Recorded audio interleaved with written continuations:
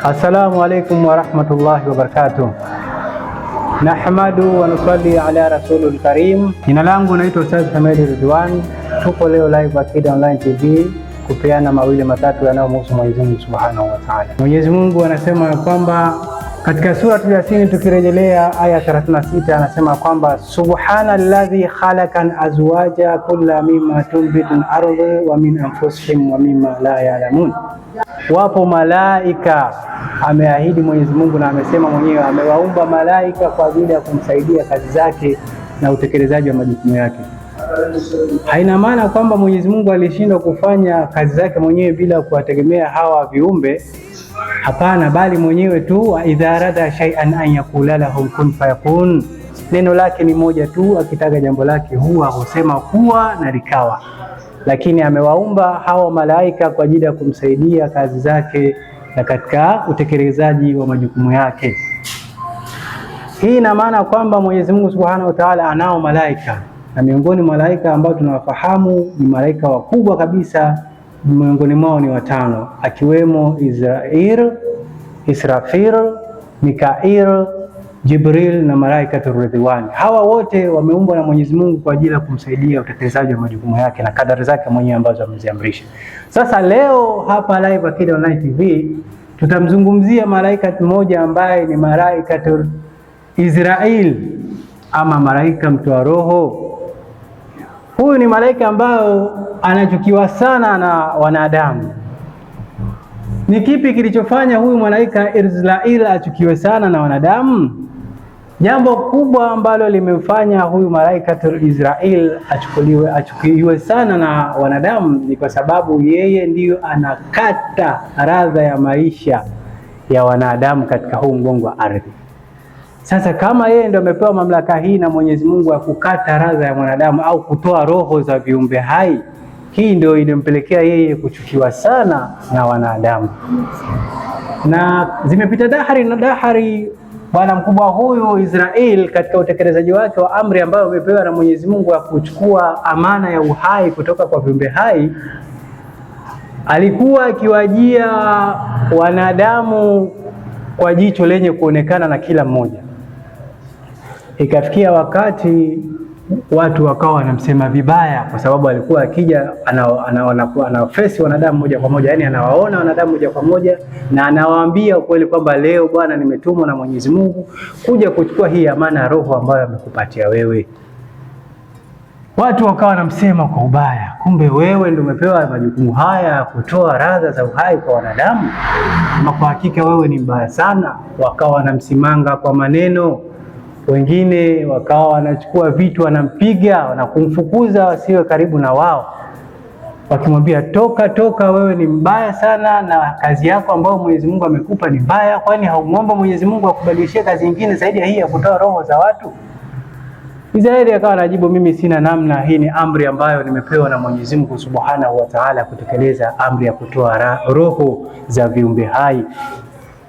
Basi hali ikawa inaendelea vile vile, ile hali ikawa inamsononesha sana huyu malaika Israel. Siku moja akapeleka mashtaka yake kwa Mwenyezi Mungu Subhanahu wa Ta'ala, akamwambia, ya Allah, ewe Mwenyezi Mungu, hakika mimi hii kazi yako naona sasa inanishinda. Mwenyezi Mungu akamwambia, kwa sababu gani unasema hivyo? Akasema, wale waja wako unaonituma nikachukua amana zile za roho ambazo umewapatia wananichukia, wengine wananipiga, wengine wananisema kwa ubaya kwamba kwa nini mimi ninafanya kazi hii ambayo wewe umeniamrisha, ama kwa hakika kazi hii inawakera sana, kwani unaondoa radha zao za uhai, unaondoa pumzi zao, unachukua roho zao. Sasa mimi wananipa huu mzigo na wananilaumu na wananisema kwa vibaya, vile vile pia wananipiga. Kwa hiyo Mwenyezi Mungu, naona jambo hili litanishinda. Mwenyezi Mungu, ikiwezekana nitafute kazi nyingine nifanye. Mwenyezi Mungu akamwambia, hapana, mimi ndio nimekupa hiyo amri ya kutekeleza ahadi hii kwa viumbe wangu mimi ambao ndio nimewaumba mimi mwenyewe. Sasa kama malalamiko ni hayo ya kwamba wanakupiga na wanakusema kwa ubaya, basi hautayasikia tena malalamiko hayo kutoka kwa viumbe wangu. Akamwambia Mwenyezi Mungu, utafanyaje sasa ili mimi niweze kuondokana na adha hii? Akamwambia, we nenda, ukifika hawatakuona tena. kuanzia leo uliponiletea mashtaka hawatakuona tena isipokuwa yule ambaye imemfikia ahadi ya kutokwa na roho. Haya, akasema basi inshallah kama itakuwa hivyo, alhamdulillah, nitakushukuru sana Mwenyezi Mungu wangu. Na haya, na vipi katika lile la kunipiga na lile la kunisema kwa ubaya? Wakamwambia, kama nilivyokuambia, hili la kukupiga wao hawatakuona tena, lakini hili la kukusema kwa ubaya nitakutafutia sababu, asbabi bisababi, wenyewe wanasema nitakutafutia sababu ambayo watakuwa wanaisema ile sababu na watakuwa hawakuzungumzii tena wewe. Basi ikawa hivyo kweli. Ikawa mwanadamu akiwa anafikwa na sakaratul mauti, siku ya kutoka na roho, anamuona yeye peke yake yule malaika Israel, na wala hakuna mwingine yoyote ambaye anamuona yule malaika Israel mpaka ile roho yake inapoondoka. Na ndio maana wengine roho zikiwatoka wanakuwa wanashangaa wakiona namna yule malaika Israel anapotekeleza amri yake ya kutoa ile roho mpaka hatua ya mwisho. Na katika kipengele kingine sasa hiki cha kusema kwa ubaya, Mwenyezi Mungu akamtafutia sababu malaika Israel ya kwamba akawa wanasema hapana, mtu akitoka na roho leo basi utasikia bwana fulani kafa bwana. Watu wanaulizana, haya kafa kwa sababu gani? Akagongwa na gari bwana. Allahu akbar. Mwingine anasema bwana aite maumwa na malaria tu bwana, kafa bwana. Subhanallah, hataji tena yule Israeli. Ile hali ikawa sasa imetakabari. Kuanzia kipindi hicho Israeli alipoenda kuomba saada kwa Mwenyezi Mungu akawa haonekani tena na hasomi tena kwa ubaya. Na wewe ndugu yangu utakubaliana na mimi leo, hakuna hata mtu mmoja amesikia habari ya msiba akasema Israeli kamuua bwana. Hapana. Asema kwani jamaa amepata na nini bwana, ghafla sana hivi amekufa, amefariki kwa sababu gani?